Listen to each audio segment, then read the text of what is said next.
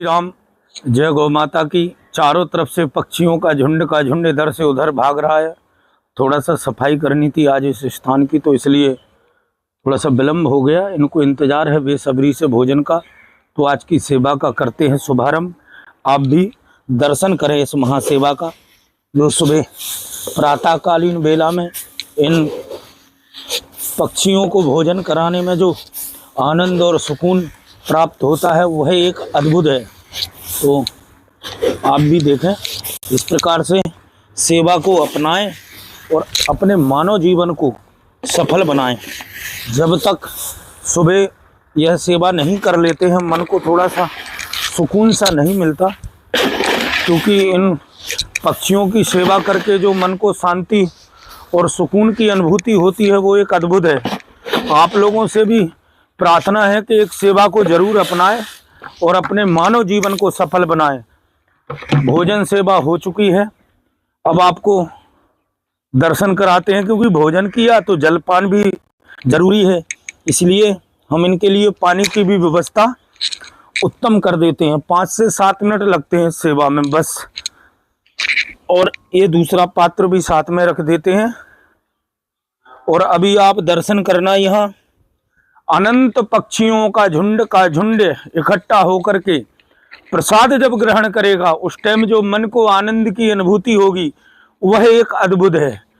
तो अभी आपको थोड़ी देर बाद हम दर्शन कराते हैं कि जैसे ही हमारे हटते ही अनंत पक्षी बैठ करके ग्रास को ग्रहण करेंगे। दर्शन करें अनंत पक्षियों के। अभी हम ग्रास डाल करके ही जैसे ही बाहर निकले और अनंत पक्षी बैठ करके भोजन ग्रास ग्रहण कर रहे हैं। आप भी इस अद्भुत छटा के सुबह प्रातःकालीन बेला में दर्शन करें। कितनी अद्भुत सेवा है ये, डालते देर नहीं होती और अनंत पक्षी बैठ करके भोजन ग्रास जब ग्रहण करते हैं तो मन को अति शांति प्राप्त होती है।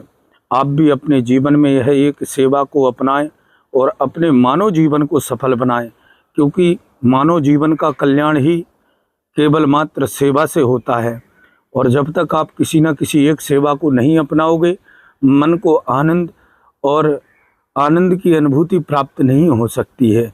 इसलिए आप भी अपने जीवन में इस सेवा को जरूर अपनाएं। देखें कितना सुकून और कितनी शांति मिलती है, कितने भाव से श्रद्धा से ये पक्षी भोजन ग्रास ग्रहण कर रहे हैं। हर हर महादेव, घर घर महादेव। जय श्री राम, जय गौ माता।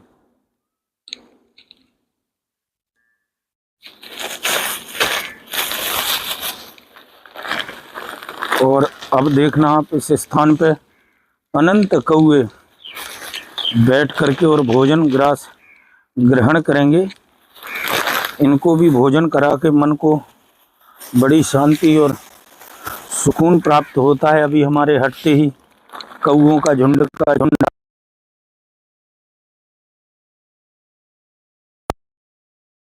दर्शन कराएंगे हम इस अद्भुत छटा के। आप दर्शन करें इन कौओं को। सुबह जो भोजन करा के सुकून और मन को शांति प्राप्त होती है वह भी एक अद्भुत है। अनंत कौओं को भोजन ग्रास कराने का सौभाग्य प्राप्त होता है, ये भी एक अद्भुत छटा है।